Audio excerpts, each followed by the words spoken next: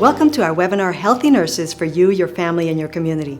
Before we begin with our lineup of experts, we want to share our agenda for this afternoon and also have you listen to a testimonial from a nurse from New York that has been working as a health professional for the past 17 years and, in her own words, shares what it's like being a nurse today.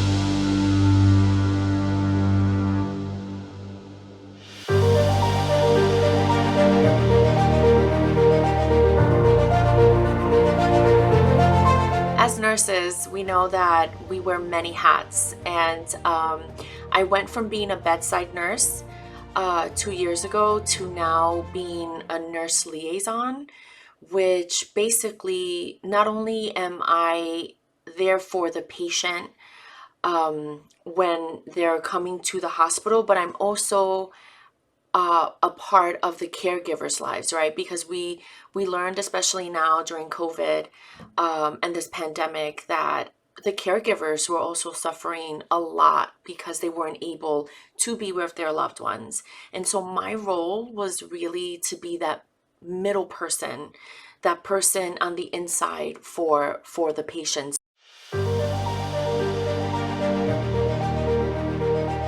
I work 12 and a half hours.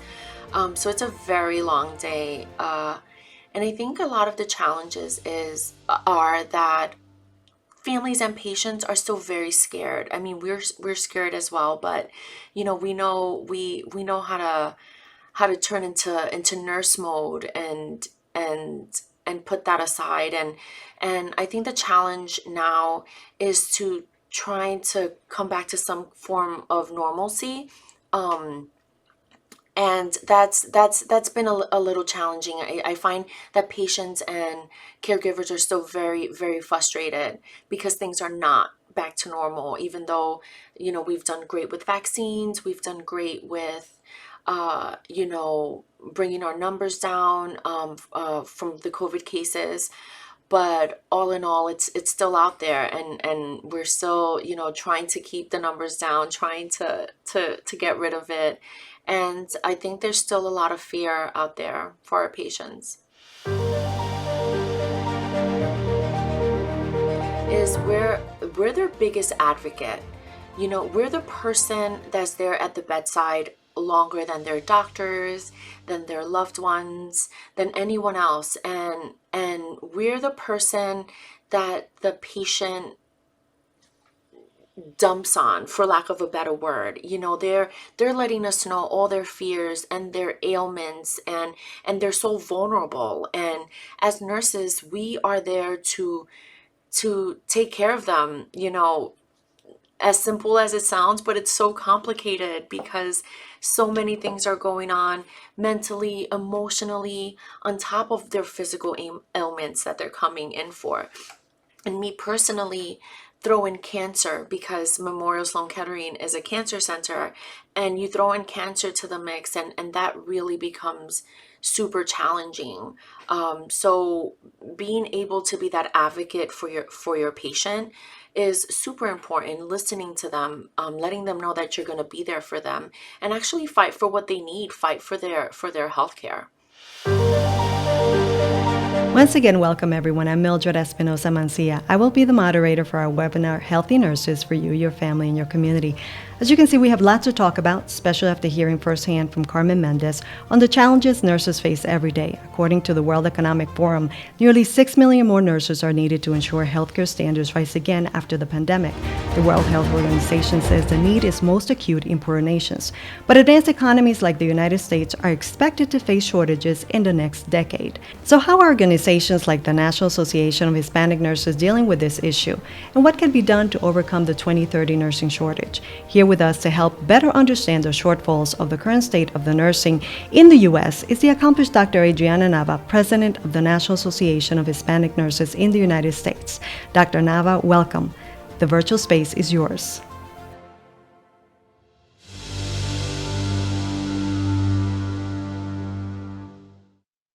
Hello and thank you. I'm happy to be here today. I'm going to share my screen here to present.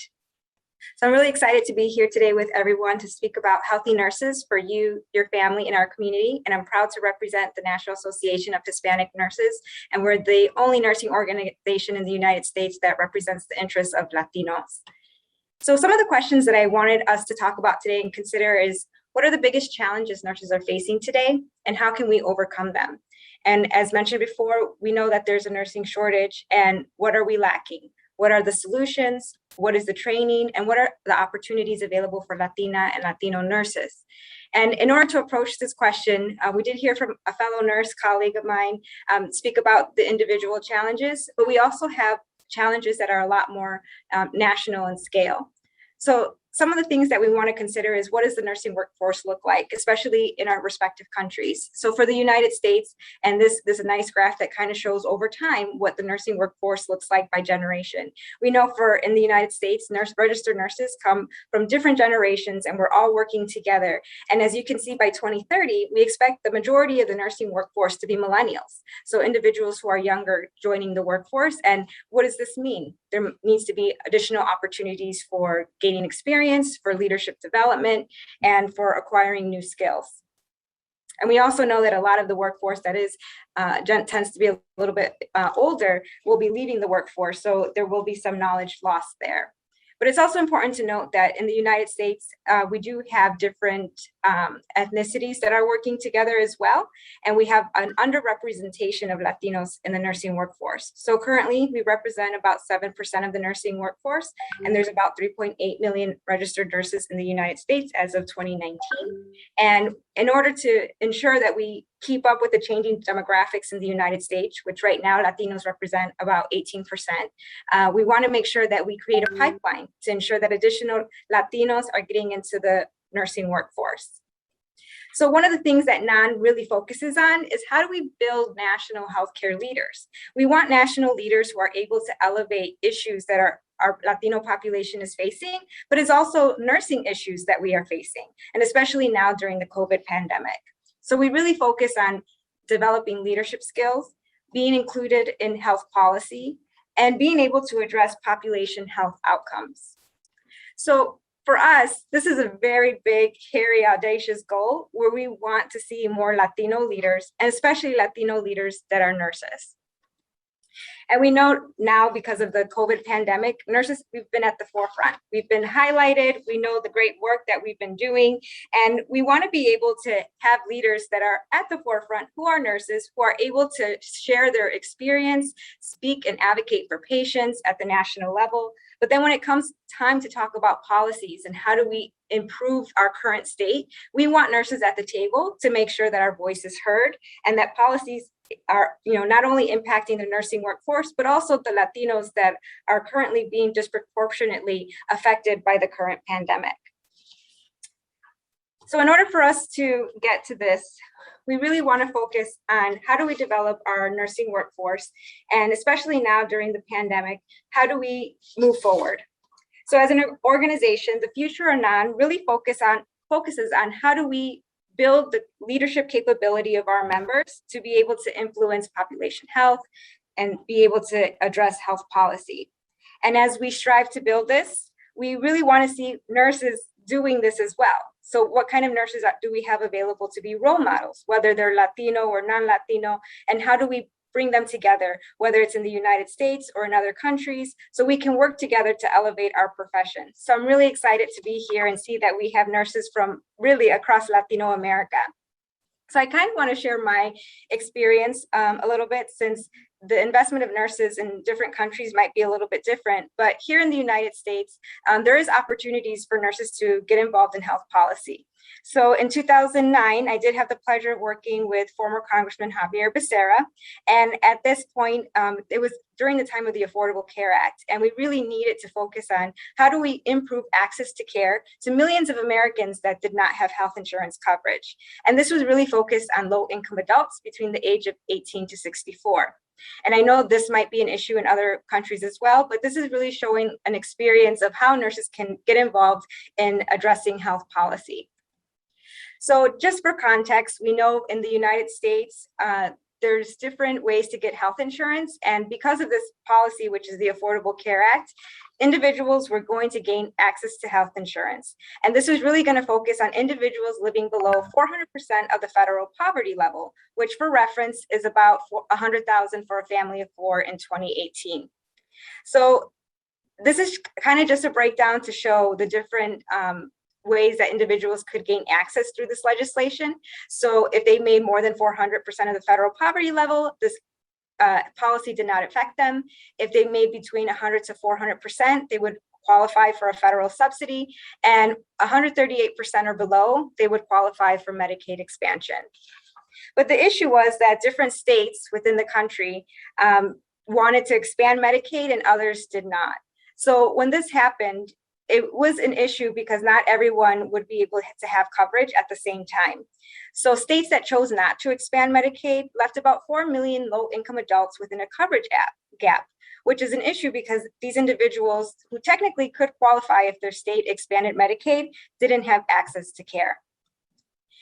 So I'm just kind of here showing the difference here. So these individuals here that fall under this income category did not have access to care. So you could see that that's an issue, especially for usually underserved communities living in these states. And for some of our non-members who are in these states, they would have to work with these communities to find ways for them to gain access to care. So this is a map as of 2017, just to give you kind of a visual of states that did expand Medicaid, which is in blue, and states that did not expand Medicaid, which is in yellow. And it just highlights the issue that we were facing at this time, why this policy was so important in order to ensure low-income individuals gain access to care. As of 2020, this is what the map looks like now. So we do have 39 states that have expanded Medicaid, but those states that have not, which is in orange, it still is a major issue for us to get access to these individuals, especially at their low income. And especially during a pandemic, we want to make sure that they have access to care. So one of the cool things about being a nurse and working at the front lines and kind of getting into research and data is that we're able to look at data differently through our experience and look at how we can use that data to better inform what we're advocating for. So this is just data that I wanted to present that as a nurse and through additional training, graduate training, I've been able to do quantitative research, being able to present data. And this is a really helpful skill set, especially when you're going to go out and speak to politicians or other individuals who are stakeholders that you're interested in working with, is being able to present information and share knowledge about policies that are impacting your community. And this is a little bit of the data that I was able to do in looking at differences in insurance coverage by race. And health disparities in the US are prominent and is an issue that we're trying to address as a profession in nursing, but also as a country. And how do we implement policies that better address these variations in care? So this is just showing you by race for white individuals, Black individuals, and Hispanics. We can still see that at the end of 2017, Latinos continue to have the lowest rates of health insurance coverage in the country. So as NAHN, as an organization for nursing, this is one of the issues that we're interested in, because a lot of our work as nurses working within NAHN is we go out into the community and we provide preventive health services, we do screenings, we do health education for our patients, and especially those that are uninsured.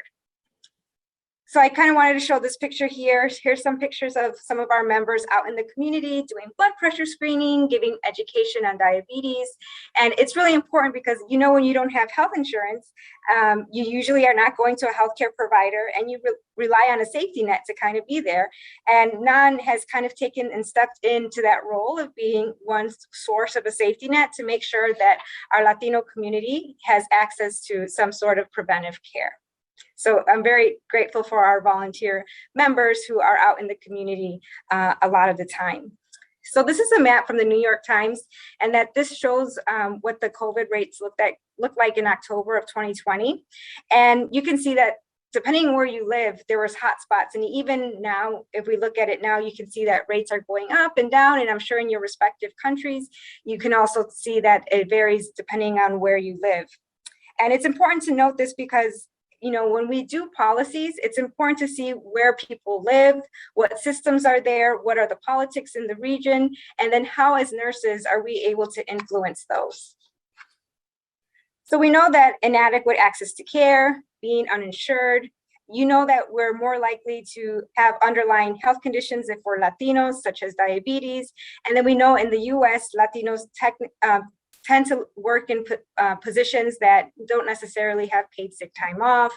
So this puts Latinos and minorities in general at higher risk of getting COVID. So we know that Dr. Fauci in this article did say that we have an extraordinary problem, and he recommends our community, the Latino community, gets adequate testing and immediate access to care. And he says that this is something that we probably can't fix in a month, or maybe a year, but it requires a decades-long commitment to change.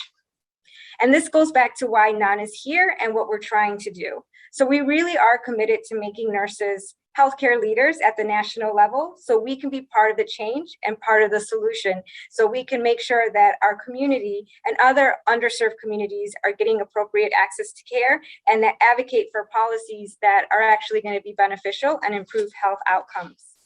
So where do we go from here?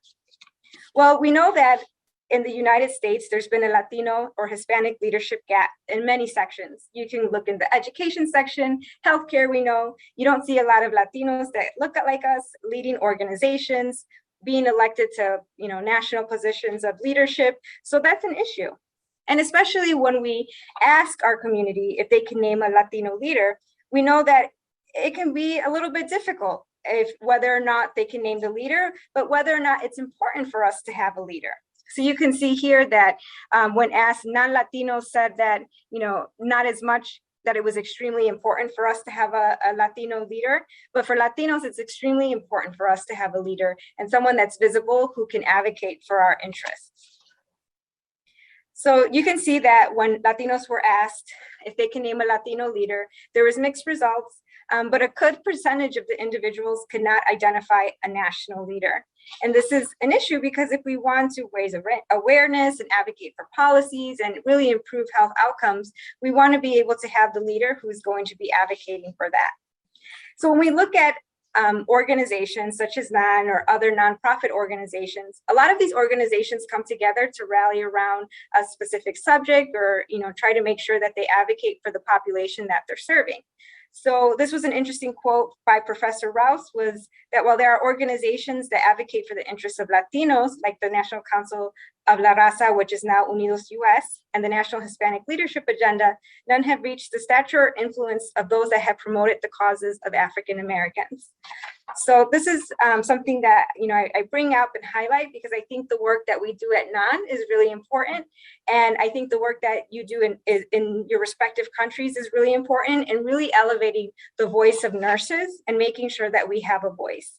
And I know our organization right now is only focused in the US, but I welcome everyone, even outside the US, to join us because we do have access to mentors, we have access to resources that might be able to help you in your journey for leadership. So in the future of NAHN, I really want my contribution as the president to develop our health policy focused curriculum for our leaders and also leadership development. So our members can be leaders locally, at the state level, and at the national level.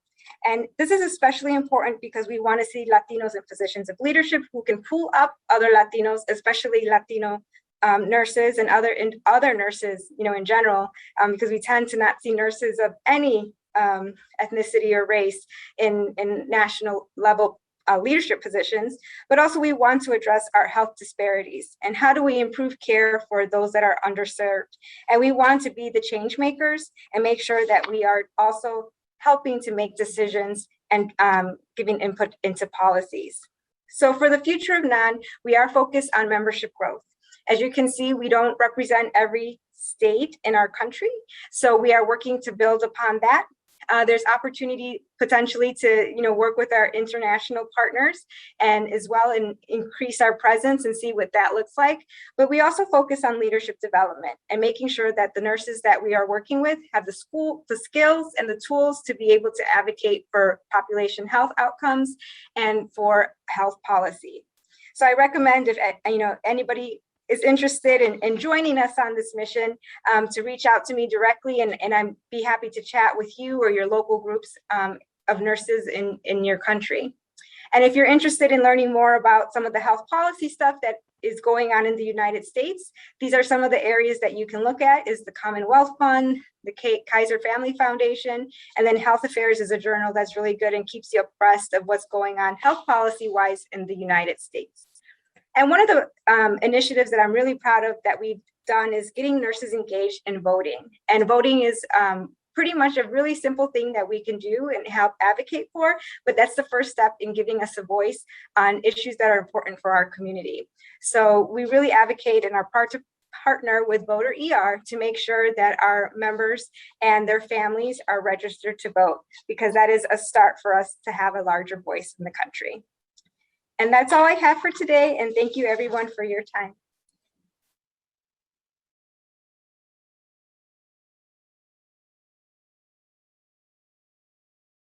Thank you, Dr. Adrianna Nava, for your presentation. Your remarks and the leadership from the National Association of Hispanic Nurses is valuable and plays a key role to help improve the nursing workforce.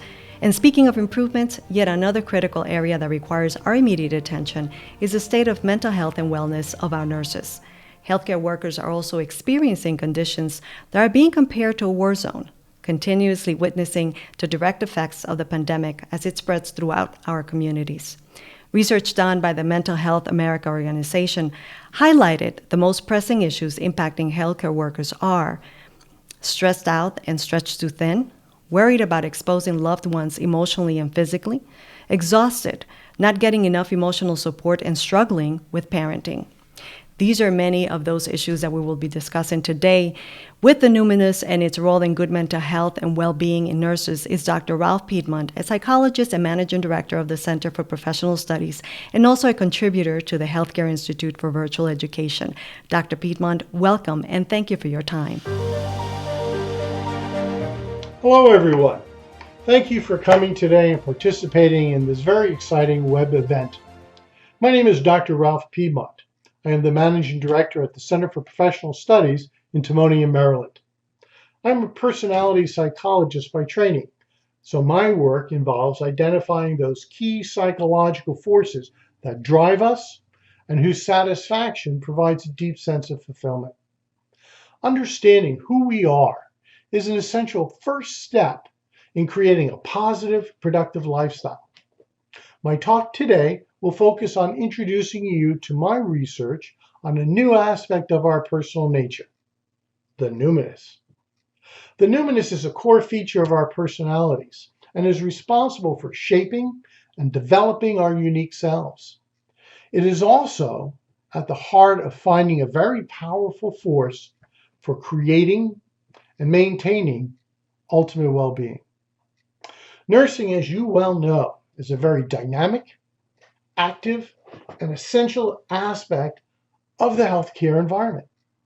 Nurses are called upon to fill many roles in healthcare, from overseeing the management of patient care, to addressing the physical needs of patients, to caring for the emotional and social challenges that accompany any medical condition. Nurses are truly the superheroes of the medical profession. While nurses are commonly the go-to professionals for patient care and treatment management, little attention is given to how nurses themselves address their own issues of self-care. called daily to be fully present and actively compassionate to patients, over time this can become draining and serve to create feelings of burnout. Nursing is a high-energy profession. To do well, one needs to be fully committed. But to sustain professional success, nurses need to invest time in managing their own physical, emotional, and social needs. There are many stressors that all healthcare professionals experience, some direct, like our work duties and our personal life demands. Others are more indirect, sometimes labeled secondary stressors. These are stressors experienced when we encounter and manage the stressors of those around us. Over time, these external challenges may come to weigh us down. Being able to effectively manage all these pressures is essential for finding personal and professional success. There's a large literature that exists that outlines the basic steps one needs to take in order to manage day-to-day hassles and stressors. Much information on this will be given in other presentations in this webinar. As such, I want to step back and take a broader perspective and discuss aspects of ultimate well-being. While we all need to find specific ways to reduce experienced stress in our lives and to avoid or diffuse conflict, we also need to create an overall personal centering, a style of life which is itself intrinsically healthy and resilient. Coping techniques and practices are like a house that we build that helps keep us safe and secure. However, the ultimate value of this home rests with the quality of its foundation. For coping, that foundation rests with the numinous, the most intimate aspect of our personhood. A developed sense of the numinous creates a solid foundation that provides confidence in the durability of our home. It also creates a healthy way of being. To distinguish between specific coping skills and a healthy coping lifestyle, we use the term eudaimonia to refer to the latter.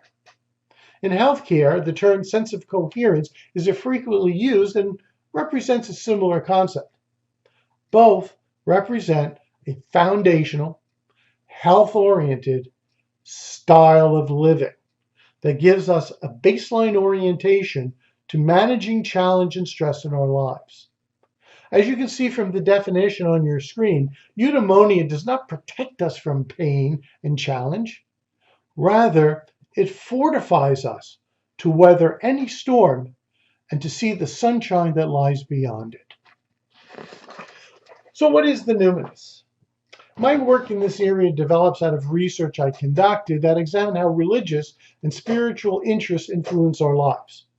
While spiritual issues are frequently tied to specific religious traditions, I felt there existed a need to understand those activities from a more universal, strictly psychological perspective. I was interested in knowing, what is it about us psychologically that makes religion and spirituality so important to us? In fact, religious and spiritual sentiments have been part of every culture, society, civilization across time. Those interests are uniquely human qualities. There are no animal models for the religiousness or the numinous. I felt that there must be something of great psychological value underlying these interests. What emerged is what I have termed the numinous. The numinous is the soul of our humanity. It is the cornerstone on which our identities are built.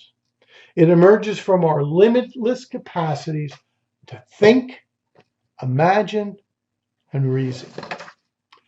This psychological space provides unlimited adaptive resources for us. It is our mind and its own mental functions that are the essential adaptive drives that enable us to both survive and thrive. And thriving is at the heart of the numinous. This numinous space has its own needs and drives which must be addressed. These mental forces are those that truly define us and set the foundation for our own personalities. I have identified three basic numinous motivations that represent key existential issues. The numinous when properly managed, can take us to the very heights of our abilities. It enables us to fully commit our lives to important endeavors. When disrupted, these motivations can create chillingly painful existential crises that undermine our ability to be fully present to ourselves and to the world. The numinous motivations underlie the three basic existential questions, which are: 1, is death the end? 2, is life chaos? And 3, while I am imperfect, am I still good enough? These are complex questions with answers that are potentially intimidating. Nonetheless, these motivations are always influencing our lives, whether we acknowledge them or not. In some ways, the numinous is like fire. If used properly, it can heat your house and keep you warm. Or if used improperly, it can burn your house down. Learning how to use the numinous effectively can have important implications for developing a broad sense of well-being in your lives. For each of the numinous motivations is associated with its own existential issue, and I will discuss each of these issues in turn. The first issue up is what I refer to as infinitude, which relates to our knowledge that we are mortal creatures who will eventually pass away. This motivation creates within us a drive to give substance, continuity to our lives. We seek to create some type of durability for our efforts, a legacy that will continue to reverberate into the future. Humans are the only species that can physically change the world around us to facilitate our adaptiveness. We contribute to life and give it value through the work that we do. As nurses, your work is on the forefront of this motivation to support the vulnerable and weak through empowerment, compassion, and the easing of their suffering and pain. Patients are sick and are concerned about whether they will die or be forever immobilized by physically broken. Assuaging these feelings in patients helps them to address and manage their feelings of infinitude. Appreciating your role in this process can enhance your own feelings of infinitude as well. Meaning is the second numinous motivation. Predictability is important to us. We actively seek to create such patterns to guide our lives forward. These patterns can be explicit, such as our own personal knowledge and wisdom of life. They can also be implicit, in that when we cannot explain something, we rely on culturally provided patterns to provide the meaning we cannot see. While doubt is an important mechanism that signals a need to improve our meaning-making abilities, too much doubt can crumble our meaning structures. A life without meaning is a life not worth living. Inherent to meaning making is a timeline associated with reaching our goals. Our research shows that when creating a meaningful plan, the longer the timeline associated with the goals of that plan, the more resilience and stability we experience psychologically. Ultimate eudaimonia is found when we begin to view our current lives as just one stage in a much larger eternal framework. Finally, there's worthiness. While we recognize our own imperfections and failings, ultimately each of us assesses our worth and value within the entirety of our own meaning network. Our own personhood calls on us to make a statement of our own value and worth. We engage life to develop worthiness. The results speak to our sense of value. There is security in feeling worthy. There is emptiness in feeling condemned. This dimension is very much associated with serious mental health issues and represents its own pathway to mental illness. Individuals who believe themselves to be rejected by the universe or the God of their understanding find themselves in a state of catastrophic alienation. After all, if God rejects you, to what court do you appeal that decision? Lack of worthiness has been shown to be linked to, among other things, suicide attempts, and suicidal ideation, depression, anxiety, and the personality disorders. Worthiness seems to lie at the heart of veterans experiencing what is termed moral injury, in women with body image dysphoria, and among substance abusers.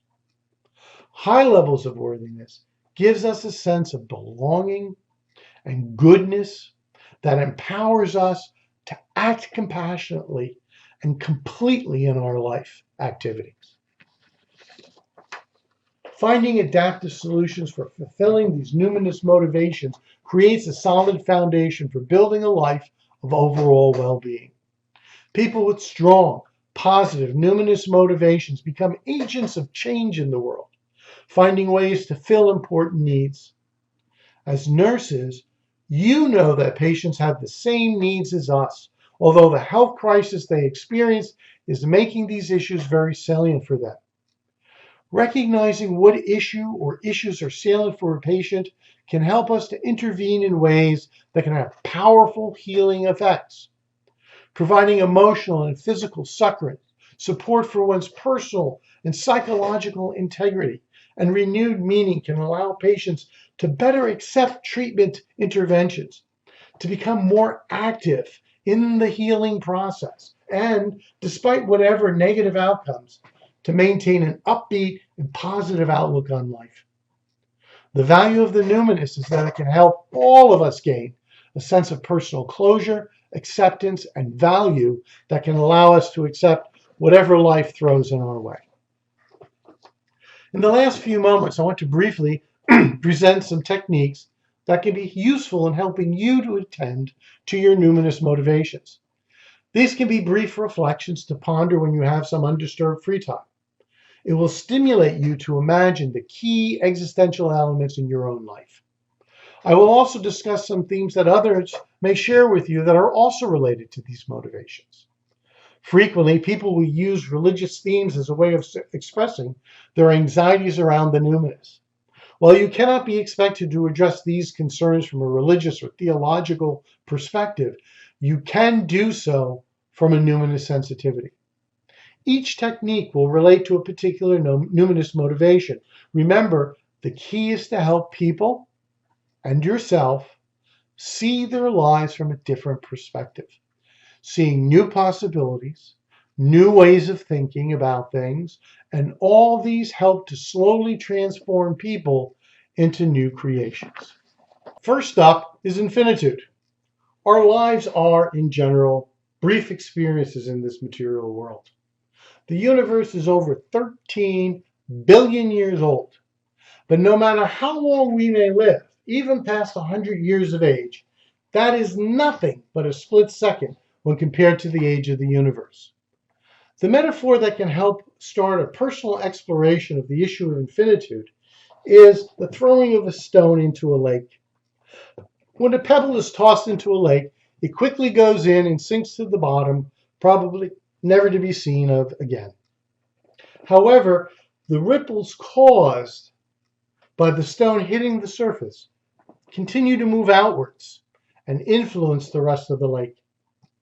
While our lives may be brief and short, our actions continue to reverberate long into the future.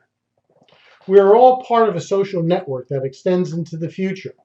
We influence others who in turn continue to express our ideas to those that they meet.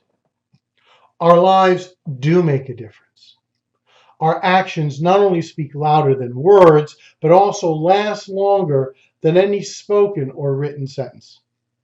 Think about how the work you do makes a difference in the lives of so many people. In speaking with others, we can listen for their infinitude concerns. Conversations around the themes of fear of death, miracles, resurrection, growth, and mourning are some themes that reflect this issue. When you hear them, throw your stone. Meaning is a very key aspect of our lives. It gives us focus, direction, and vitality. We are creatures who love patterns and regularities. We all create a system of meaning that helps direct us through life. As noted earlier, the longer the time range associated with our meaning making, strivings, the more resilience and stability we experience in our lives. But our meaning systems ultimately need to be of our own creation, reflecting those issues that are most important to ourselves. Having a useful meaning system is essential to eudaimonia, but we should always be working to expand, develop, and improve our systems of belief and meaning. Our meaning systems are like the operating systems on a laptop or iPhone. Those programs allow us to do all the things we like. But notice, while your device may stay the same, as your OS system improves, the device gets more powerful and more flexible and provides us with greater capacities. While we cannot change our own physical reality, improving our psychological operating system does indeed make us better. Always think about expanding your OS, especially including more apps for connecting with others in your lives. Meaning issues can be seen in others whose concerns center on issues of faith, grief and loss, disillusionment, sacrifice, and morality. Finally, there is worthiness. This dimension has many direct implications for overall eudaimonia, mental health, and physical coping. Individuals suffering from worthiness issues experience profound emptiness, shame, and emotional dysphoria. Working with such patients can be quite challenging. It is hard to get them to accept good things about themselves, but that is the key to managing this issue. Despite whatever perceived or actual wrongdoings, flaws, mistakes, or bad things patients or ourselves may believe to have committed, the need is to recognize that deep down we are all good. We need to work with patients and ourselves to see even the smallest good thing that we do, and then expand from that action to other related ones that will eventually result in a web of goodness. Doing this requires taking small steps, but showing others and ourselves respect, kindness, and personal warmth are the keys for beginning this process. You can be the one person who does see something positive and hopeful in someone's character. It is a small and easy step to take, but a powerful one. Some themes that are related to worthiness are alienation, feelings of alienation, guilt, redemption, mercy, and of course, sin. Well, I want to thank you, each and every one of you, for your attention. I hope that you can now understand why the numinous is an important aspect of who we are as human beings and why it occupies the most intimate aspect of our own humanity. When we reflect on our own numinous strivings or reach out and talk to someone about their numinous orientation, realize that you are having an experience that is perhaps the most intimate activity you can have with another person. Nursing is a demanding field, not just physically, but psychologically as well. A focus on the numinous can help transform each of us and enable us to experience life with greater fullness, wonder, and authenticity. Take the time to develop your numinous heart. Take the time to inspire others to do the same. Thank you very much, and I look forward to fielding any questions you may have later on in this seminar. Have a wonderful day, and good luck on your future professional endeavors. Dr. Ralph Piedmont, thank you for your presentation and for sharing solutions for our nurses to improve their mental health and well-being. In fact, well-being has a multidimensional meaning that touches many aspects of life, including physical well-being, that incorporates our eating lifestyle. Here to address healthy eating do's and don'ts for the healthy nurses is Lori Zanini, a registered dietitian, certified diabetes care and education specialist. She's a nationally recognized award-winning food and nutrition expert. She's also the best-selling author of the Eat and What You Love Diabetes Cookbook and the Diabetes Cookbook and Meal Plan for the Newly Diagnosed. She's the creator for The Love of Diabetes, an online diabetes nutrition educational program and community. Lori Zanini, welcome. The virtual space is yours. Thank you. Thank you so much, Mildred. And thank you to Hippo Hive for having me today and EBLA. It's such an honor to be able to speak with you all, and I'm so excited to be here. So my name is Lori Zanini. I am a registered dietitian and a certified diabetes care and education specialist. So as a dietitian, I do specialize in the science of blood sugar management as it is related to food and nutrition and the things that we do on a daily basis that can regulate our blood sugar. But first and foremost, I'm a dietitian. And so today I really want to focus on some really actionable, easy steps that nurses can take to nourish their bodies and also provide the energy that you need to do the really, really important job that you guys all have today and every day. So that's why I wanted to share this quote. Nurses truly are the heart of healthcare. And in preparing for this presentation, I reached out to some of my best friends that are nurses that not only have I worked with in the past, but also just are personal friends of mine.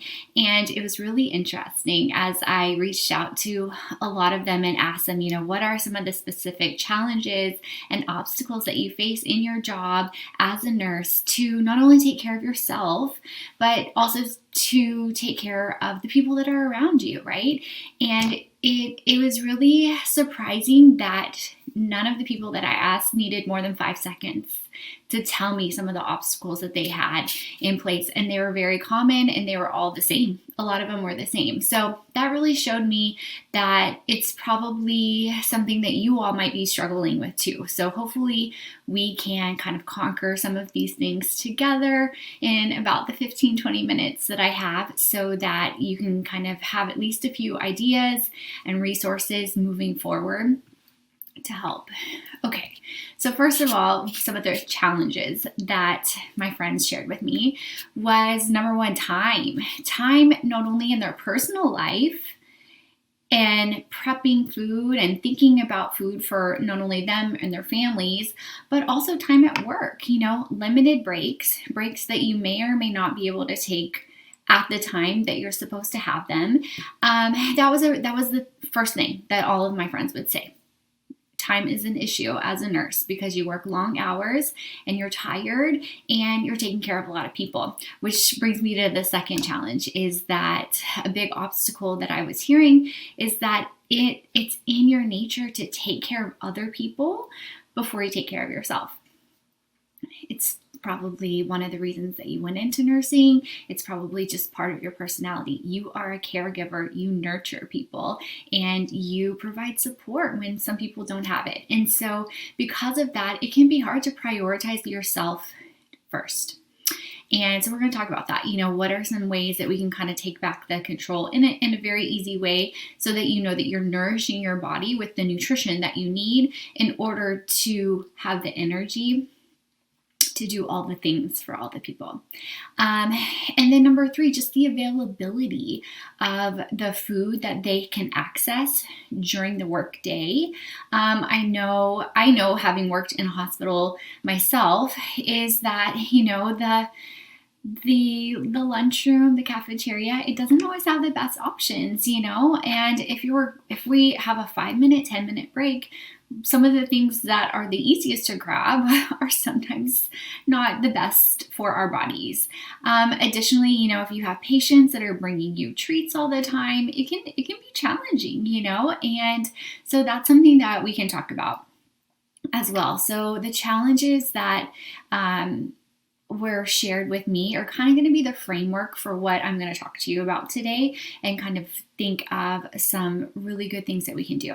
Okay, so moving forward, one of the things that I think is really important to think about is the timing of your meals.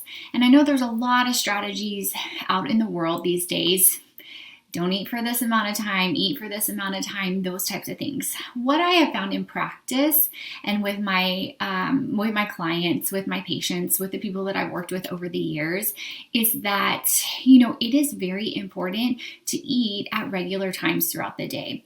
Not only to provide yourself with the energy and the nutrients that you need, but also from a micronutrient perspective to be able to get the vitamins and the minerals that you need. If we're only eating 1 or 2 times a day, then what happens is we're probably not getting in those nutrients that we need. And I think a lot of times when we think about healthy eating, we only focus on calories. But as a dietitian, I am so much more concerned with what is in those calories than how many calories that you're eating, okay? And then also from a blood sugar management standpoint, what's important to know that you all do already is that insulin obviously is a hormone that regulates our blood sugar. Insulin is also an appetite regulating hormone. So if our blood sugars are high and we're secreting more insulin, then that can make our appetite more. And it can kind of get us into this cycle of craving and wanting more food. So that's something that we want to try to prevent and avoid. And one of the ways that we can do that is by eating at regular intervals. Okay. So one of the things that I do try and recommend my clients do is to eat within at least 30 to 60 minutes of waking up. And that can be challenging for some people. That could be totally against what you're normally used to doing because you might not be hungry. But by eating something in the morning, that shuts off your liver and stops the gluconeogenesis, right? So your liver will not be producing extra sugar that might cause your fasting blood sugar to be higher than normal. And that also starts your body to wake up and get the energy that you need. So eating within 30, 60 minutes of waking up is also going to help increase your metabolic rate. And that's the rate at which your body is burning calories all day long. And that also is something that's really, really important, especially as we age, especially as women, especially with all the other things that we have going on the rest of the day. And then once you have that first meal of the day, you want to try and eat within at least every 3 to 4 hours after that. Now, eating could be a snack or it could be a meal. I think a lot of times people feel like the word meal means you have to get in the kitchen and cook something. And it doesn't always have to be like that. So oftentimes what you can do is have a really well-balanced snack that can get you to the next eating occasion. So that's something also to keep in mind. So eating within about 30, 60 minutes of waking up, eating at least every 3 to 4 hours during the day. And then once you get to the end of the day, I recommend not going more than 10 hours without eating overnight. The reason, again, is just to make sure that your body has enough time to digest, to use those nutrients, but also that you're not going too long without eating. That's something that I think can be a challenge with a nurse's schedule, especially if you're working 12-hour shifts. One of my friends that works in the ER shared with me, she's going to work, she works 7 a.m. to 7 p.m. So she's eating on the way to work in her car at about 6:30, and then she may or may not have her break. She's supposed to have her break, but ICU has some very critical patients, and sometimes she's just not able to get away whenever she wants to. So she finds herself running to the vending machine and getting chips or crackers or something like that, and then eating whatever she might have available for lunch. She has a 30-minute break, and it's really challenging to either go somewhere, she said, or to be able to eat in the cafeteria. So thinking about what on the days that you're on, what are some things that you can have available for when you are hungry that can help you out and that you can be strategic. So strategically planning the foods. Now, when we talk about the different foods that we can put in our body, we always want to talk about the macronutrients first. So the macronutrients being carbs, protein, and fat. The combination of those foods is what's going to provide balance not only to our blood sugar, but also to our body to make us feel good and feel satisfied after we eat. So carbohydrates are the body's preferred source of energy. And carbs are not all created equally, right? And I think that they sometimes get maybe a rap that's worse than it needs to be, because carbs can be really nutritious or they can really be not, So carbs can take anywhere from 5 minutes to 90 minutes to digest, okay? So what are going to be these really quick absorbing and digesting carbs? Fruit juices, anything that's sweet like candy, anything that's like a dessert, or those white breads, those white rices, the white refined carbohydrates. Those are also going to be really quick. So think about if you have a patient that is having a hypoglycemic episode, what are the things that you give them? You give them fruit juice, soda, candy, those types of things to bring their blood sugar up, because it's in our bloodstream within 5 minutes. So using that information and then applying it to ourselves, right? So if that's helping your patients bring their blood sugar up really quickly, is that something that we should really be eating on a daily basis? No, it's not going to be helpful.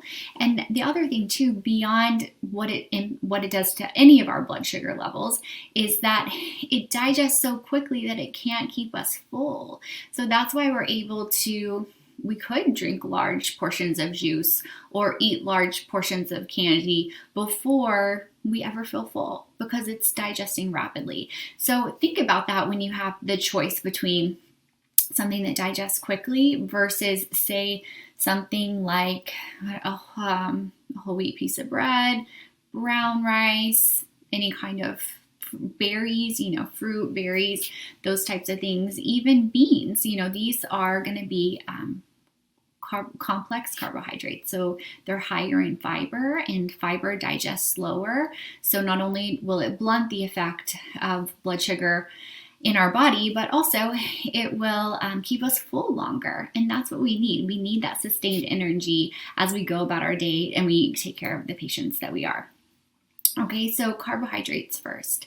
And then protein. Protein takes longer to digest than carbohydrates. So it's actually very important to have a source of protein every time you eat. Every time you eat. And that's something that I think a lot of us are not used to doing, right? Because if we think about traditional snack foods, chips, crackers, candy, that kind of stuff, they're carb-only snacks.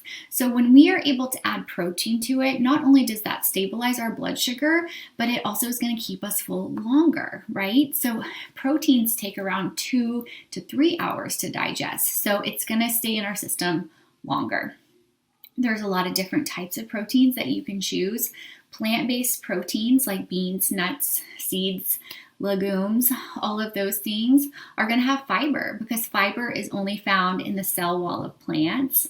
And if there's anything that you take away from this presentation today, is that fiber is one of the most beneficial things we can put in our body, and it's just we're not getting enough. So the goal is 30 grams of fiber per day. So that means we have to really be looking for fiber throughout the day. So then we also have animal-based proteins. Chicken, eggs, cheese, all of those things. Those things do not have any carbohydrates. They will not raise your blood sugar. So it's important to choose the healthier, lean versions of that. And those are great sources. Then we have fat. That's the third macronutrient. And fat also probably gets a bad rap in some ways. You probably know there's healthier and unhealthier fats, right? But what's really important is that we do include some fats in our meals, because it provides satisfaction, it provides satiety, that feeling of fullness after a meal. And fats are also very important because they help absorb nutrients into our bloodstream. So there are certain vitamins you've probably heard that are fat-soluble vitamins.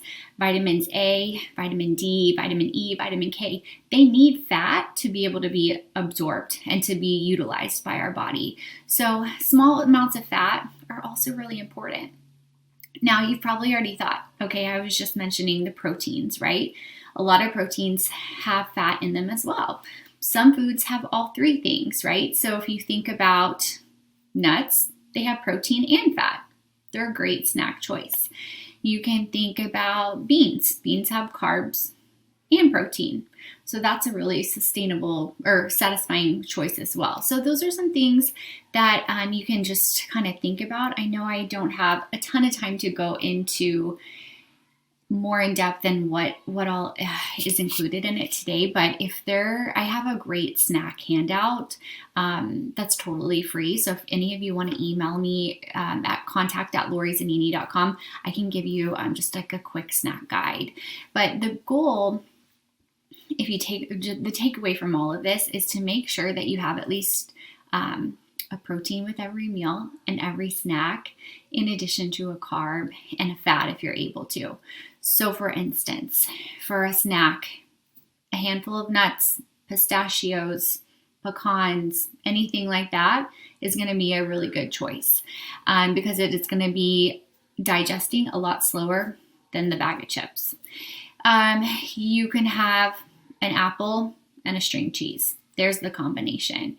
You can have half a turkey sandwich as a snack, those types of things. So I guess I'm just looking at helping you look at the combination. Cucumbers, carrots, and hummus. Tortilla and cheese, right? So rather than just eat the tortilla and cheese, things like that. So the combination is really powerful, it's really helpful, and it's really necessary when it comes to blood sugar management.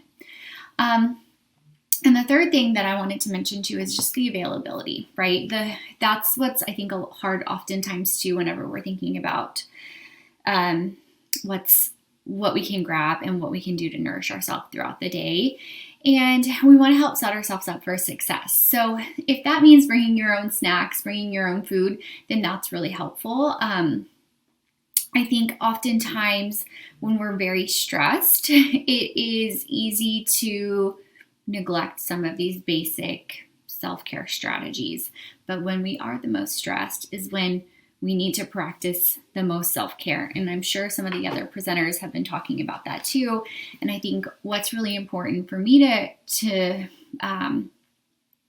vocalize is that how we feed ourselves and how we nourish ourselves are part of our self-care plan. And having a food that's accessible, that you enjoy, that's going to be nourishing to your body is super important. So the best time to find out and to prepare for that is when you're not working, before, on the weekends, whenever you have a little bit of downtime, a little bit of planning can go a long way. So looking at what's available in the cafeteria. Do they have some basics? Do they have any vegetables, any fruit, and another protein? I'm a big fan of whole fruits, an apple and some nuts, carrot sticks and hummus, things that are readily available, but that are going to be something that you need to grab whenever you're looking for something that's going to be helpful. And so I know I'm already close on time. I guess in close, I just want to thank you all for just thinking about how to take care of yourself. I think other things to think about other than the timing of your meals, the things that you're including in your meals, and then also hydration, which I think is so basic, but so challenging, especially now with wearing masks a lot of the day. I think it actually is impeding and our hydration status. So it's preventing us from getting what we need. Try and drink half of your body weight every day in fluid ounces, and be sure that you're moving outside of what your normal routine is. So any kind of strength-bearing exercise is actually really helpful for blood sugar management. Anytime we exercise, it helps manage and lower our blood sugar for 24 to 48 hours after the activity is completed. So that's really powerful. Again, I just thank you all for taking the time to take care of yourself. It's very impressive and it's commendable. And I just thank you for all that you do. If there is any way that I can be a resource to you, your patients, or anything that you're a part of, please feel free to reach out to me. My email address is contact@lorizanini.com. If you would like that snack guide, also on my website, LoriZanini.com. I have free meal plans, so free 7-day meal plans. If you're looking to stabilize your blood sugar, eat in a way that is energizing and that provides you with more nutrients. And then if any of you are looking for diabetes nutrition education specifically, then that would be my program, fortheloveofdiabetes.com. There's so many resources for you and your patients, so that could be something that's helpful as well. And then my book is called The Diabetes Cookbook and Meal Plan for the Newly Diagnosed, and it's available on Amazon or anywhere that books are sold. It has over 100 recipes in there for quick meals, snacks, and even desserts that you're looking for. So thank you guys again. Hello, my name is Tian Bianchi. I am the founder and creator of BPM, the Best Progress Method. It is a 10-level structure that will enable you to gain control of your body weight and do whatever you can imagine. Today we're gonna go with a 5-exercise routine that is going to enable you to enhance your physical capabilities and serve the community and yourself in the best way possible. Squats, a great exercise to improve lower body strength. We're gonna be focusing on our quads, our glutes, and our hamstrings. We're gonna be putting our feet shoulder width and going as deep as possible. The lunges is an exercise that is going to be performed one leg at a time. We need to make sure to perform the same number of repetitions on each leg. We're gonna go down with a controlled fashion, focusing that our knees stay balanced at all times. You will be engaging your core and focusing on performing it in a linear way. The one leg deadlift is a very challenging exercise because of the stability required to perform. We're going to be going to lean forward as much as possible, keeping our body in a straight line with the leg that is on the back. We need to go slowly at first until we understand the exercise. Keep your back straight at all times and your core engaged. For the next exercise, we're going to be using a chair. This is a bicep curl. We need to make sure that our back is straight, our core is engaged, and our legs are also engaged. Our body shouldn't be moving forward and backward, it should be stable. We're going to be focusing on bringing the chair as high as possible and then pressing up. It's going to be targeting our shoulders, our biceps, and our forearms, muscles that you are gonna be using on a daily basis. The last exercise is going to be a plank. We're going to be doing leg lifts while holding the isometric hold. Our elbows should be just beneath our shoulders, engaging our chest, our core, our glutes, and keeping the straight line as strongly as possible. After we arrive at the initial position, we're going to be shifting legs. Always remember to perform the same amount of repetitions on each side. Congratulations on completing this routine. Remember that staying fit and healthy should always be a priority.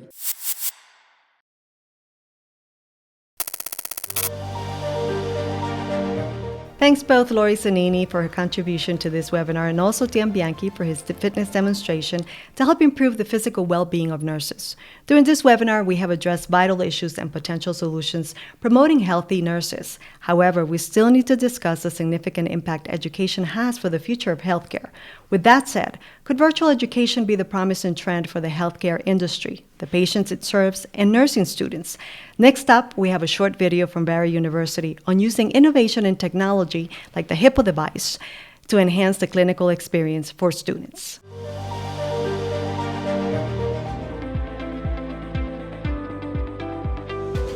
The HIPPO device facilitates learning from the clinic to the classroom for the first-year podiatric medical student in my course, which is Introduction to Patient Care, taught in the first semester of the freshman year.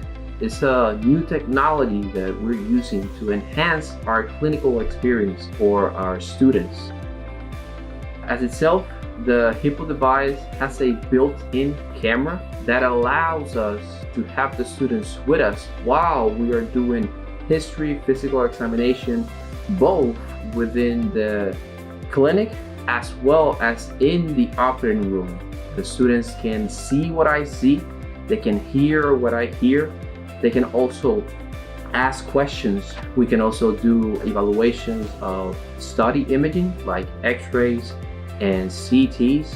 And it gives them an open view. Students are right there with me. I'm very excited about how HIPAA will revolutionize our classroom experience. We get to share what would normally be maybe like a one-on-one with the doctor, with a group of other students, and sharing that experience can drive student-led discussions and lead us to coming to stronger conclusions in our third and fourth year. There are some students that still have very limited clinical experience, so I feel that this device will allow students to see several different cases that they weren't able to see when shadowing physicians, and they will also be able to interact with the physicians during real time.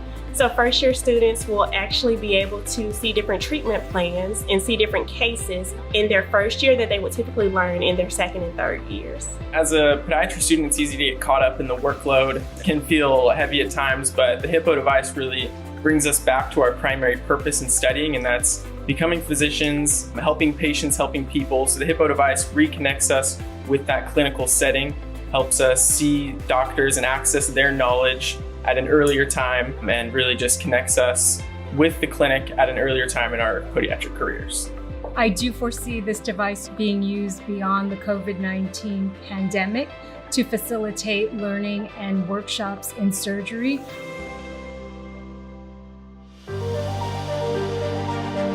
And now our next and final panel is Dr. John McFadden, Dean at the College of Nursing and Sciences at Barry University in Miami, will share his thoughts on the future of nursing education and where we're headed. Dr. McFadden, welcome, and thank you for your time.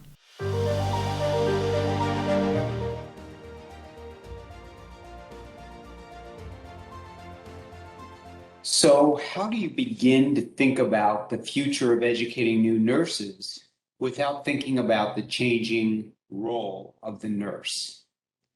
And that's a little tougher because that means we have to find a common thinking or essence of nursing. And we've been grappling with that for many years, decades, probably even a century. Fortunately, we have some amazing women and men, icons of our profession, who've moved the conversation about disciplinary knowledge and nursing science and roles forward. And while this is not a conversation about the knowledge of the discipline of nursing, I think we would all agree the constant about that conversation is change. The idea of change and evolution. Our world, our understanding of our world is constantly changing and evolving. They say the only constant is change, and it's true. We don't live the life we did 50, 100 years ago, even 20 years ago. Just take out your phone and you can't help but notice the broad sweep of disruptive changes that have occurred in our lives over the past decade. From the way we take a photo or how we make a phone call. Heck, many of us don't even make calls because we send an email or a text to communicate. Think about how you manage your house. We can control the room temperature of the house, what lights are on. We can control our house alarm and even see who's at our front door from our phones. We order food, we bank, we plan travel, and we shop from our computers and phones. And we access information from our computers and phones. We can't get the answers to everything. And of course, we don't know it's the right answer, but we can get information if we type in the right words using our electronics. Similarly, our healthcare system, the way we receive care and the way we provide care is changing. Long gone are the days when you're admitted the night before surgery. We don't transfuse a patient using the same criteria. We diagnose heart attacks and heart failure very differently today than we did when I was a critical care nurse in the 1980s.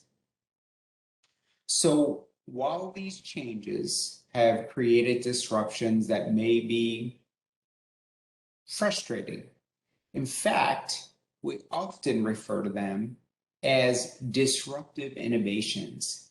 Thanks to our friend Clayton Christensen, they've had a very positive impact on the social sector, including healthcare and education.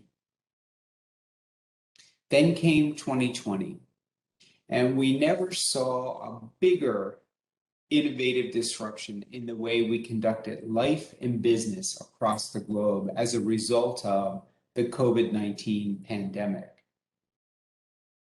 And anyone who asks, when are we going back to normal? Well, I believe we aren't going back to that place we used to call normal any more than those folks who wanted to go back to believing the world was flat after we confirmed it was round and rotated around the sun. Just like any scientific revolution, you just can't go back. Now, some of you may remember what higher education and nursing education looked like 40, 50, even 60 years ago. And if you can't, you can read about it. But arguably, very few people went to college and graduated. Those who wanted to become nurses usually went to hospital-based programs and did not earn a college degree. College was truly for a select, privileged few. How many of you remember when grades of courses were administered very differently based on just purely exams and blue books? So grading has certainly changed in our lifetime. The nation, the world needed many more engineers and teachers and business executives and healthcare professionals. The needs of employers and students drove much needed changes. And for nursing, those who we call consumers of care also identified the need for change. The expectations of the role of the nurse evolved from caretaker and assistant to the physician to a critically thinking coordinator of care for individuals, families, and thankfully communities. And so disruptive innovations occurred in the 1980s and 1990s that made a college education and a nursing education much more accessible to the larger population. Fast forward to 2021, and the transformations kept coming.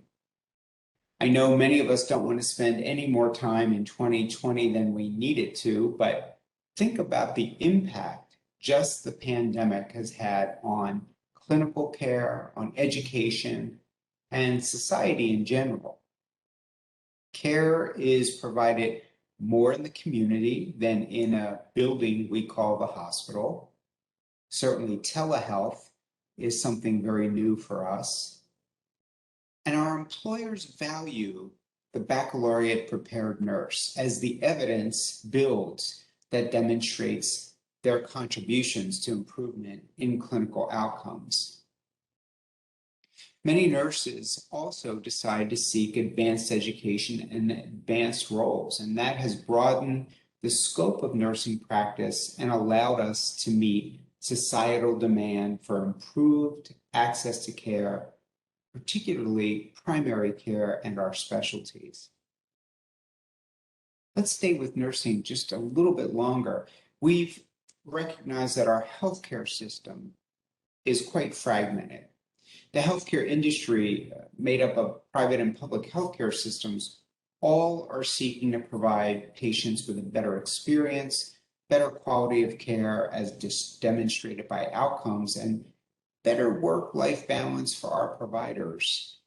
And of course, a reduction in the cost of healthcare, which has skyrocketed over the past several decades. We're fortunate some very smart people have put forth new healthcare business models and reimbursement models integrated care systems with care across many disciplines and settings that span a person's lifetime have emerged. And this requires practitioners who can coordinate care as well as provide care.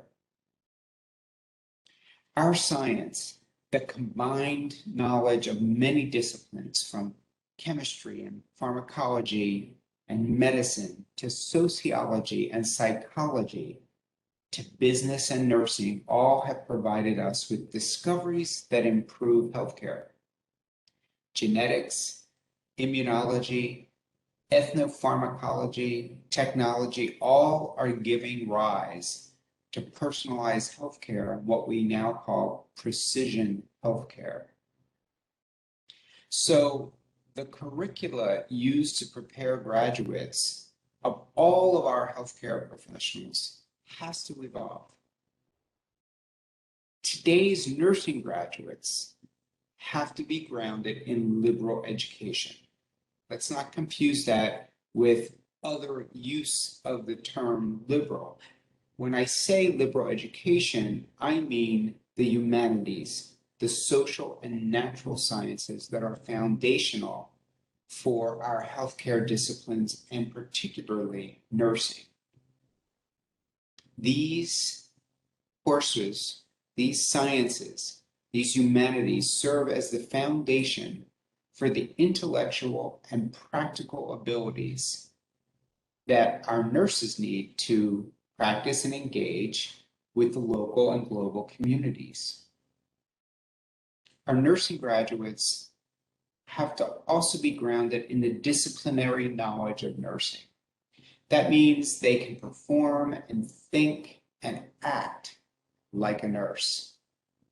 They have to see the patient, the family, the community through the eyes and with the values of a nurse and how we see the wholeness and interconnectedness of each other.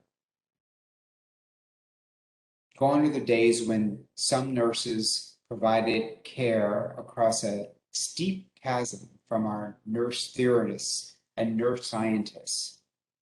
Our nurse theorists and nurse scientists and our clinical nurse practitioners need to work together to make sure the most current science is delivered right at the bedside. We've also heard from our employers who've let us know that some members of the workforce, some of our graduates, are not truly work ready.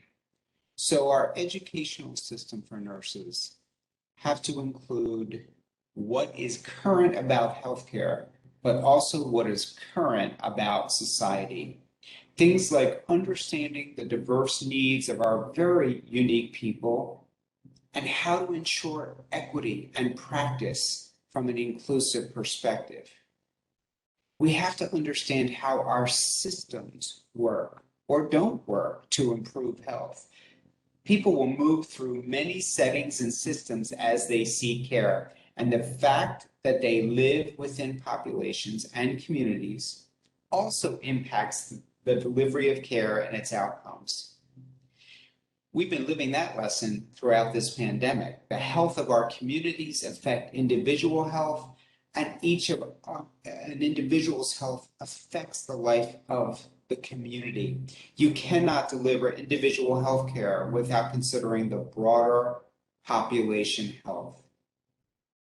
Our nurses have to know advocacy techniques and how to deliver patient or person-centered care, how to deliver family care and community care. After all, health is a journey and it requires mutual trust to achieve good outcomes. We can't forget how we began this conversation about disruptive innovations with many examples grounded in technology.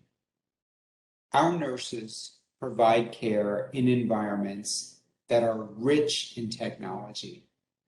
The electronic health record, telehealth, artificial intelligence, and many new diagnostic techniques all demand our nurses are competent and deliver care in a way that is vastly different than it was 20 or 30 years ago.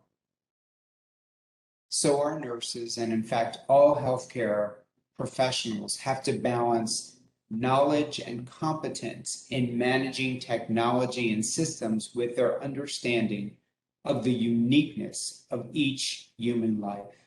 And they have to do it in such a way that promotes trust, exudes compassion and understanding, courage and humility.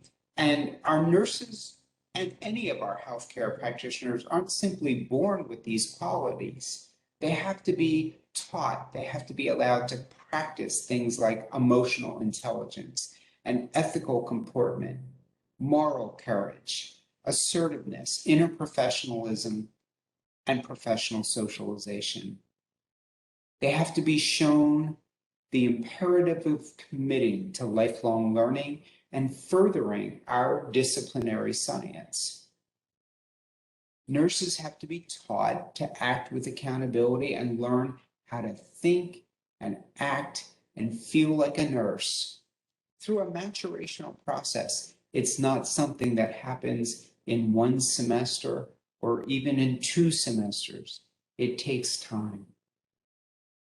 So I hope I've convinced you that the nursing profession has transformed over the past few years, and the competence that's expected of our nurses has grown and evolved, has expanded.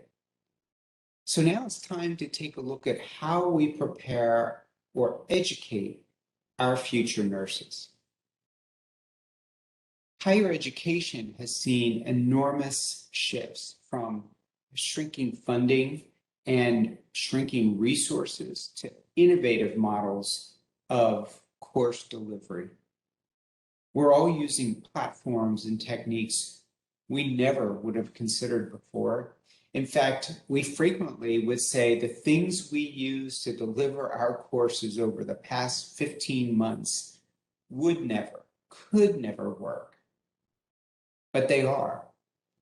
So just as in healthcare, technology is driving changes in how we educate all learners.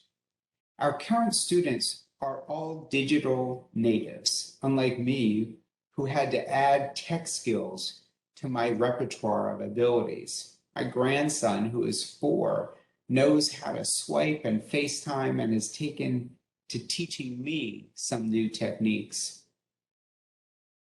Our learners also look very different today. Our learners are entering college and nursing with very different backgrounds. Unfortunately, some incredibly promising individuals come to us with the least amount of resources and have not had access to the best learning environments. Some of our learners come from underrepresented and under-resourced populations. Yet as we strive to create a nursing workforce that is impactful and representative of the patients we serve and the country we live in, these are the very individuals who we want in our programs of study and in our profession. Also, not everyone seeking a college degree is a recent high school graduate.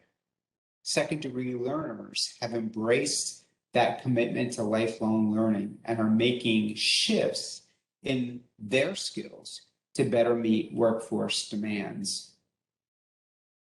So that means faculty have to rethink their teaching strategies and approaches to delivery. And we have science, neuroscience, to help us better understand how people learn. We've really embraced active learning and immersive technologies like simulation and virtual reality, things like service learning. These allow us to create incredibly realistic learning environments that permit our students to practice before they go into a real healthcare setting. We've talked about the changing face of the learner, but our faculty are also different. Particularly in nursing, we have a faculty shortage. We also recognize our faculty have to engage in practice to stay current.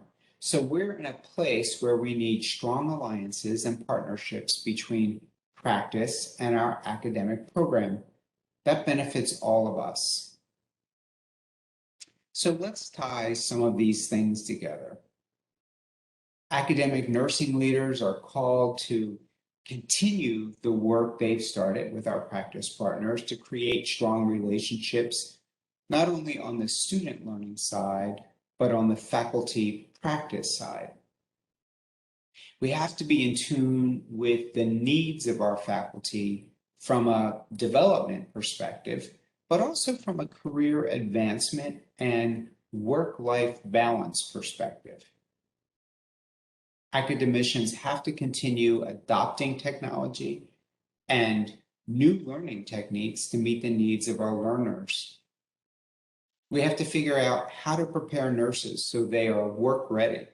Transitioning into practice is a difficult period in a new nurse's professional development. Implementing models that allow nursing students to do with what they know, practice until they become competent, will benefit our new nurses and our practice partners. That's why our professional organizations are rallying behind competency-based education. While that model is not new, it's certainly going to require some thought as we implement it. And continuing to advance the learning trajectory of our nursing workforce, helping those without baccalaureate degrees achieve them, creating new ways of advancing someone's education beyond entry into practice, whether it's through what have become known as micro-credentials and certificates to formal graduate nursing education. These are some of the actions that will move us along the trajectory of innovation and excellence. These are the things that will help us create a nursing workforce that is ready for not just the next 5 or 10 years, but for an entire career, a professional career. So our nurses have the skills to adapt and evolve as our healthcare system continues to change.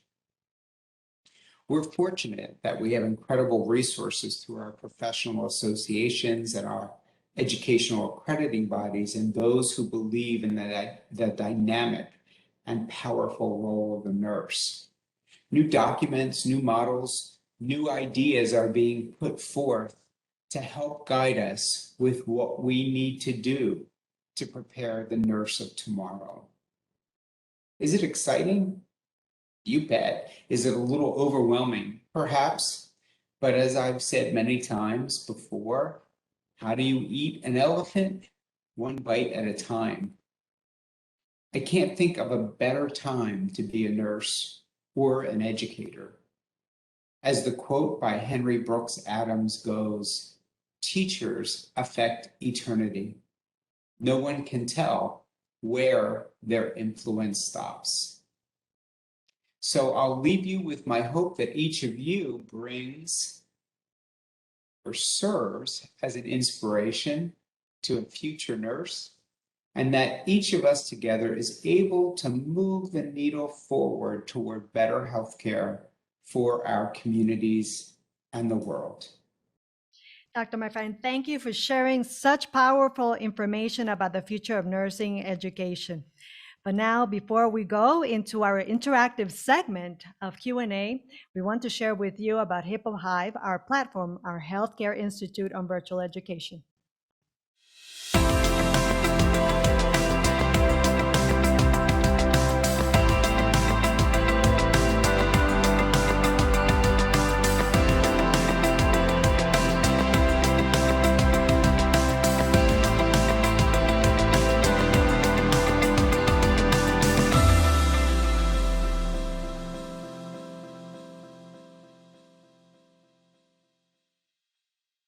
And the good news is that everyone that has participated in today's webinar will be receiving not only a certificate of participation, but also a code for a 1-year free subscription to Hippo Hive. And now, getting to that interactive segment, let's bring in all our star panelists to answer all those Q&As that we have from this amazing and powerful webinar that we've had this afternoon.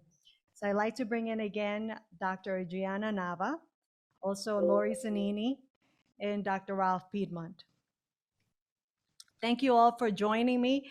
It really is wonderful to see you all here together. Thank you for all the amazing information that you've provided to us this morning or afternoon, depending on where you are in the US, but also in Latin America.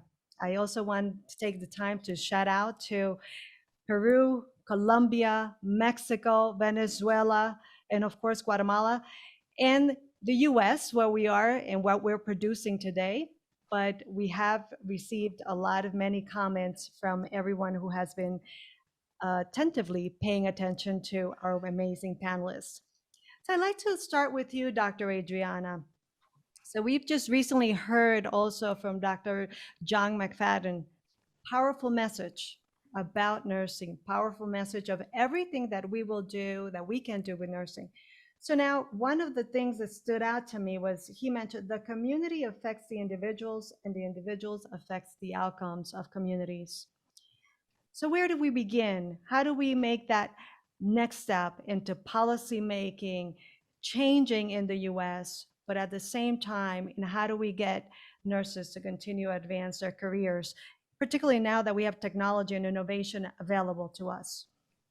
Yes, and I think education via virtual platforms is really important just because a lot of nurses continue to work while they pursue advanced education. So being able to have workplaces that are not only flexible to the needs of nurses to continue their education, but also being able to provide some sort of financial support if possible, that'd be really important to kind of help build that support that's needed to pursue additional education. And as we want more nurses to be involved in community health and impacting their communities, additional skill sets that are outside of like just clinical nursing care, which is very important. We need nurses to be the best, skill set clinically, but we also need them to learn the competencies to speak about policy or to speak about advocacy and be able to, be confident when they're in front of, let's say, the media, because a lot of those skills we don't actually learn in nursing school. And you're right. And actually, with what you just mentioned in terms of learning and speaking of what we just heard from Dr. McFadden about and what you were able to see from the video of Barry University and using technology, I'm assuming that also within their careers is really helping nursing now with technology in using and understanding that there's a different way of getting to patients, of providing services to their communities. How is technology, and I specifically have the Hippo device with me, which I think it's very exciting to see where the medical industry is going and certainly what it can do. So with that said, what is NAHN doing? In fact, I've seen some of your programs where there is potential scholarships, but there's also the idea of fundraising behind to help reduce the potential nursing shortage that we're facing in the US. Yes, so we do focus on fundraising in terms of getting sponsors who are able to work with us to help build some community programs. So we do have partnerships in the form of grants where we help with, providing education on Alzheimer's, or maybe it's like heart disease. So a lot of that educational information that our patients and communities do need. But we are also open to opportunities working with the private sector. I know as we transition to different models of care, especially with telehealth, there's an opportunity there for us to be more involved in that work. Especially now with COVID, it's a little bit difficult for us to go out into the community in person. So if there's another way for us to be able to provide the services that we used to provide, one-to-one in the community virtually, that would be kind of cool, and we welcome that opportunity. Thank you, Dr. Adrianna. And now I'd like to turn on to our nutritionist, Lori Zanini, which you were able to see in the, I'm assuming also with the presentation with Dr. Adrianna, where they go out into the community to talk about diabetes, something that I know it's really at the core of what you do. So is sugar the biggest problem in our diets? Yeah, that's a big question. I think it's multifactorial. I think that as a dietitian, a lot of people ask me, what should I avoid? Should I not eat gluten or dairy or sugar or processed foods? And I always tell people, what makes us healthy, what makes our diet nutritious is about what we do eat rather than what we are not eating. And I think a lot of times what I've seen in practice is that if we're always telling ourselves, we can't have this and we can't have that, it kind of makes us crave it more, and I'm sure psychologically that's a whole other topic of conversation, but that's what I've seen happen, So what I encourage my clients and the people that I work with to do is mostly just to say, like, let's look at the things that are really nourishing, that are really going to be helpful to your body, that are going to give you energy. Get those dark green leafy vegetables, any kind of vegetable. Look for protein sources, look for fiber, drink enough water, things that we've heard so many times, but those tend to be the most powerful suggestions that people can really utilize, starting right away. But yes, eating a lot of sugar isn't going to be beneficial to anyone. It does increase our inflammation. It does increase the body's blood glucose levels. So it is a factor to be aware of. Yeah. And Lori, another question that came through is food labeled organic more nutritious?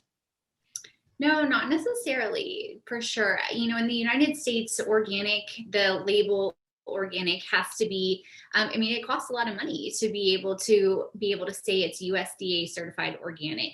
And so a lot of smaller farmers markets or just smaller farmers in general aren't able to afford that label, but they may in fact be producing produce that is pesticide free. So, I think it's important to look at the different types of food, right? I would much rather people eat any type of conventional or organic produce than not eat anything at all because it's not organic, So I think at the end of the day, it's really important to approach it with from a very realistic standpoint that no matter what, whether it's organic or not, the main thing is to make sure that you're getting enough of those fruits and vegetables into your day. No, and with what you mentioned as well, but in speaking to Carmen Mendez, the nurse that we heard at the beginning of the webinar, and having the opportunity to interview her, certainly the idea and the concept of having time after working a 12-hour shift, it's very complicated, particularly because they have to attend to their family. She's a mom, and so the idea of having to set up this time, and so I think when we think about how can we be practical, is there such a thing with food? So are fresh vegetables better than frozen? Are these things that we can do to, in fact, prepare ourselves and, of course, still have that nutritious meal that we need? Yeah, that's a really good question. So indeed, frozen is just as nutritious and beneficial as fresh food a lot of times, because frozen food is frozen at the peak of freshness, so it locks in the nutrients and we're able to access it more. And sometimes it's more affordable and quicker. I tell a lot of clients too, if there is a package of vegetables that's already cut up, that's pre-made, go for it, right? Those are things that really help save time and energy. I'm also a big fan of cooking. Every time you do cook 2-3 portions so that you can have them for leftovers, or you can freeze extra meals that you have for busy days that you don't feel like cooking, so that you don't feel like you have to cook a meal every single day. That's not realistic for most of us that are working and that have demands throughout the day. But yeah, that's a good strategy. Thank you, Lori. And now I'd like to switch over to Dr. Ralph Piedmont. Certainly the idea in mental health is a big issue globally. So what do you suggest are some ways to intentionally employ coping strategies? Well, thank you for that question. Nursing is a very dynamic field. I remember back in the 1960s, I had a couple of my cousins who were going into nursing. And at that time was a very concerted and mindful effort on the nursing profession to enhance and professionalize the field by providing more educational experiences, more development. And the field of nursing since that time has just become an absolutely critical aspect of healthcare. Nothing happens without nurses. And nurses are moving into, given the talks that we heard today from both Adrianna and Lori. And Lori, I have to say, being a diabetic, I greatly valued all of your comments. And you make me recognize the good things that I do and my own growing edges on a nutritional level. So thank you for all of that. But But what we see here, and from these talks that I find very exciting, is that nurses are more than just providing services, although providing services is important. But there's a new feature I see developing, and that's nurses as transformative agents in their communities. Yes, we have good advice on what people need to do, but we're trying to create healthy lifestyles. We need people to start taking responsibility for their health, whether it's what they're eating, or how they're living their life, or making sure they're getting access to quality health care. These are important things that nurses are becoming advocates for. As Dr. Adrianna said, you're advocating for your patient. You're advocating for new lifestyles. And to transform this whole lifestyle, you need to transform people. We need to recognize that at the heart of healthcare are all of these existential issues going on. We're managing the trauma of whatever physical crisis people are experiencing. But as Dr. Adrianna said, there's a lot more going on top of that. Yes, we're all grappling and struggling with our sense of mortality. We need to find better coping strategies from very specific things like what to eat and how to handle my health care mentality. But we need to address ourselves as well. We need to recognize the larger issues in our own lives that make us become engaged with life. Whether I'm a patient or whether I'm a healthcare provider, we need to create healthy lifestyles. Nurses need to be able to take better self-care. They need to prepare themselves for the challenges that they're going to experience in their careers. And this is not just healthcare actions of treatment, but it's dealing with patients, their concerns, their needs, the emotionality that they bring to the situation. We need to be able to handle that effectively as well. As I brought out in my talk, is that people come to this with many needs, and we need to find compassionate ways to reach out and intimately engage our clients in techniques and processes that help promote their acceptance of the treatment environment, help them to start enacting more positive, durable ways of creating well-being and resilience in their lives so that they're open to the treatment, they're engaged in the treatment, and as they move forward after their experience in the healthcare cycle with a more positive lifestyle orientation that will promote this sense of eudaimonia. And nurses are as always, they're at the cutting edge of doing this. They're now the new transforming agents in the healthcare environment. Absolutely, Dr. Piedmont. They are catalysts, certainly. Oh, well. And so you and I have spoken many times about the meaning of work and the importance it has. So how is remembering the importance of the meaning of work for health professionals, how does it help them to overcome challenging times, particularly now? Well, I think it's a recognition of the profound impact you're having on your clients. Being in the healthcare system myself, whether it's being treated for diabetes or whether it's some type of, I'm not allowed to play with sharps, and for good reason as well, because I tend to gouge myself. But again, it's meeting nurses. Nurses are providing most of the care for my own healthcare needs. You're having a tremendous impact. What you're doing is more than just ameliorating the pain of the moment. Like I said, you're providing you're a role model for clients. You're having an impact on how they think about themselves, how they think about their futures. You're really, when it comes to infinitude, you're right there in infinitude for helping people see the broader aspects of their own lives, of their own contribution to life as they've made it, and will continue to make it after they leave the healthcare situation, but yourselves as well. You're really making an ultimate contribution to the wellness of our society because you're transforming us to think about our humanity, the importance of who we are as individuals. Why do we manage health? Because as human beings, we have a lot to put back into life. All of us make important contributions to life, from very small to very large. I've always argued that the most important resource on this planet, natural resource, is people. And being able to bring people and engage people as nurses, as we reach out to the Hispanic community, giving them a bigger voice, we need to bring everybody to the table because everybody has something important to contribute. And I think when we stress our numinous motivations and we recognize the broader patterns in life that we're able to understand and see, and to make a contribution to the well-being of our society, not only today, but moving forward into the future. All of you, all of the presenters today, all of the people attending the webinar, you're making such an important, broad contribution that maybe now you can't see it, but it's having a very big impact.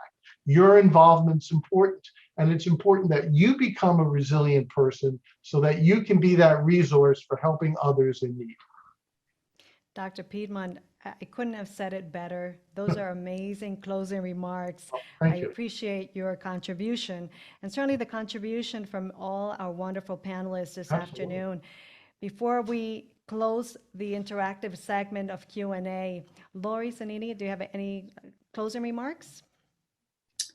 I just want to, encourage. I know it is hard to take for any of us. It's hard to take care of ourselves. And I know, like I said, self-care, sometimes it has to be a little selfish, right? We have to put ourselves, like they say, put the mask on ourselves before we help others, the oxygen mask. And I have little kids, and I can attest that it is very difficult sometimes, to get out and exercise, to, make my priority. I make sure everyone in the house sometimes has food. And then I'm like, oh, wait, what did I make for myself? And I think nurses, any kind of helping professionals can all relate to this situation. And so, make a plan whenever you have some downtime. Make sure that you are putting yourself first, like Dr. Piedmont said, so that we can help all the people that count on us, because we are important and we have so much of an impact on others. Yeah. Thank you, Lori. Dr. Adrianna? I just want to thank all of the nurses on here today. Personally, thank you so much for your hard work and dedication and showing up every day. And I know it would have been very challenging for our communities to get ahead without your dedication. So thank you. Thank you. And I want to take this time to thank everyone. Thank you, particularly the panelists, for making the time for your contributions. Thank you for everything that you shared with us. These are powerful, powerful messages that you have contributed to such an amazing industry that currently needs more. As Dr. Piedmont mentioned, we all can contribute to continue to help to keep healthy nurses, not just for them, for their communities. So we have come to the end of our webinar, and I wish to thank all of our thought leaders for sharing insightful information this afternoon to keep our nurses healthy, for them, the patients they serve, and for their and our communities. I also want to thank all our contributors and the production team of EBLA Digital for the work accomplished. And now for our conclusion, in anticipation of being only a couple of weeks away from celebrating Hispanic Heritage Month in the U.S., we want to invite you to listen to Carmen Mendez with her closing remarks for her fellow nurses, followed by the Star-Spangled Banner in Spanish, led by Carmen and her fellow Latino nurses, members of the National Association of Hispanic Nurses. I thank you for your time. I'm Mildred Espinoza de Mansilla. Thank you all, not just from the U.S., but all our participants from Latin America for participating this afternoon. Thank you, and have a wonderful afternoon. My nursing fellows, my Latino, my Latinx, and Hispanic nurses, take care of yourselves, take care of each other. We are so needed in our community. Our people need us, and it's so helpful. Even like when my mom goes to the doctor and she's like, oh, my nurse was Hispanic or Latino, and it just eases our patients so much. And I think we need to really take care of ourselves, and tell all your families and your friends to go into nursing, especially the Latin and Hispanics, because we'll take better care of them if we take care of ourselves.